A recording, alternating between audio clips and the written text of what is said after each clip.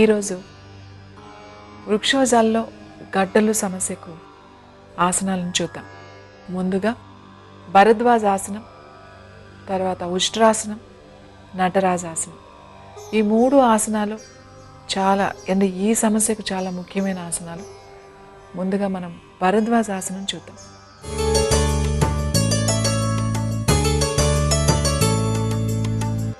భరద్వాజాసనం మీరు సుఖాసనంలో కానీ వజ్రాసనంలో కానీ కూర్చుని మెల్లగా మీ 2 కాళ్ళని ఒకే వైపుకు పెట్టాలి. ఇలా 2 పాదాలని ఒకే వైపుకు ఉండాలి. మీ 2 కాళ్ళు ఎడమ వైపు ఉన్నప్పుడు మీరు కుడివైపు తిరిగి చూడాలి, అంటే కాళ్ళకి వ్యతిరేక దిశలో చూడాలి. మెల్లగా మీ కుడి చేత్తో నెమ్మదిగా వెనక్కి తీసుకోండి. మీ ఎడమ చేతిని పట్టుకోవాలి. కుడి చేత్తో ఎడమ చేతిని పట్టుకుని మీ ఎడమ చేత్తో కుడి మోకాలను పట్టుకుని ఉండాలి. తర్వాత నెమ్మదిగా శ్వాస వదులుతూ వెనక్కి తిరిగి, అంటే కుడివైపు తిరిగి చూడాలి.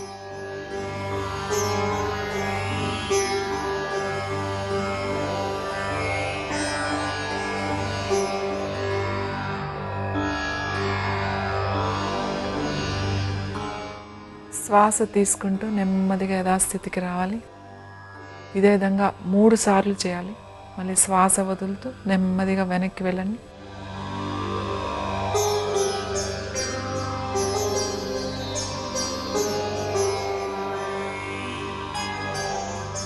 శ్వాస తీసుకుంటూ నెమ్మదిగా రండి. మెల్లగా కుడి చేతిని కూడా తీసేయండి. మెల్లగా యథాస్థితికి రండి. ఇదే విధంగా ఎడమ వైపు కూడా చేయాలి. ముందుగా మీ 2 కాళ్ళను కుడివైపు ఉంచండి.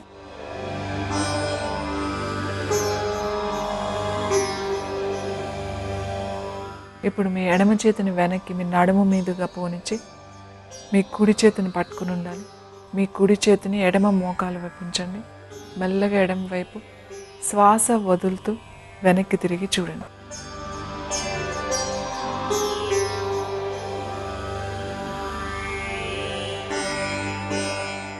శ్వాస తీసుకుంటూ నెమ్మదిగా రండి. శ్వాస వదులుతూ మెల్లగా మళ్ళీ ఎడమ వైపు తిరగండి.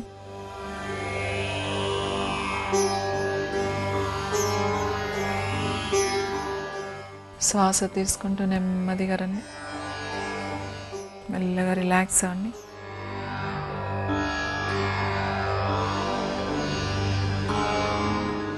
ఈ ఆసనం చేసేటప్పుడు ఎవరికైనా నడుము నొప్పి, అంటే సయాటికా కానీ, అలాగే ఎక్కువ నడుము నొప్పి ఉన్నవాళ్ళు, భుజాల నొప్పి, మెడ నొప్పి ఉన్నవాళ్ళు ఈ ఆసనం జాగ్రత్తగా చేయాలి. తర్వాతి ఆసనం ఉష్ట్రాసనం.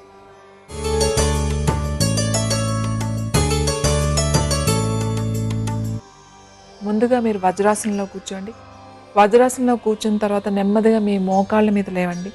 లేచిన తర్వాత మెల్లగా కుడి చేత్తో కుడి కాలి మడమను, ఎడమ చేత్తో ఎడమ కాలి మడమను పట్టుకుని తల పూర్తిగా వెనక్కి పెట్టి నడుము ముందుకు తీసుకురండి. చూడండి ఇప్పుడు ఎలా చేయాలో. మీ కాళ్ళ దగ్గర కొంచెం ఖాళీ ఉండాలి. అలాగే వెనుక మోకాళ్ళు ఎంత ఖాళీ ఉందో వెనుక పాదాల దగ్గర కూడా అంతే ఖాళీ ఉండాలి. తర్వాత మీ కాలి వేళ్ళ మీద ఉండండి మీరు మొదటగా ప్రాక్టీస్ చేసేటప్పుడు. తర్వాత నెమ్మదిగా కుడి చేత్తో కుడి కాలు మడమను, ఎడమ చేత్తో ఎడమ కాలు మడమను పట్టుకోండి.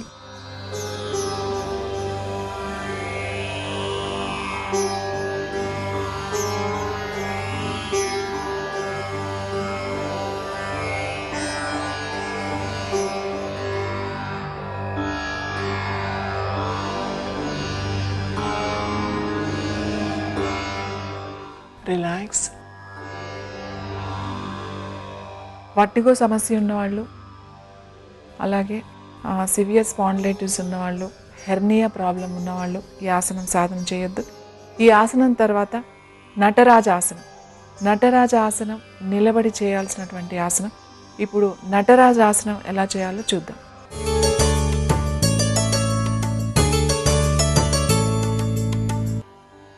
ముందుగా నిలబడాలి. నెమ్మదిగా మీ కుడి కాలు వెనక్కి మడిచి మీ కుడి చేత్తో కుడి పాదాన్ని పట్టుకోండి.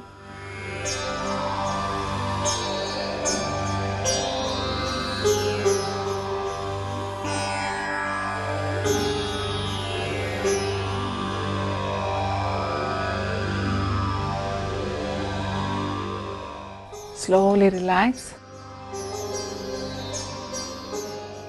ఇదే విధంగా ఎడమ కాలుతో కూడా చేయాలి.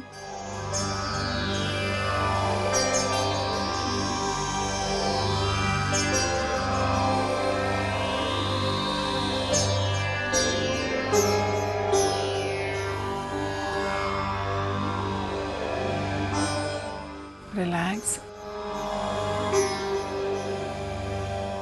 చూసారు కదండి నటరాజాసనం.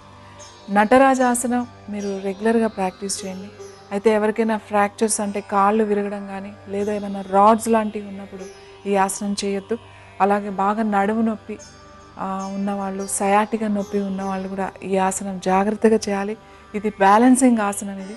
కాబట్టి బ్యాలెన్స్ చేయడానికి అంటే ఎక్కువసేపు ఉండడానికి ప్రయత్నం చేయండి. ఈ ఆసనంతో పాటు భరద్వాజాసనం, ఉష్ట్రాసనం, ఈ ఆసనాలు కనుక మీరు రెగ్యులర్గా కనుక సాధన చేసినట్లయితే వృక్షోజాల్లో గడ్డలు అనే సమస్యకు మీరు దూరంగా ఉండొచ్చు.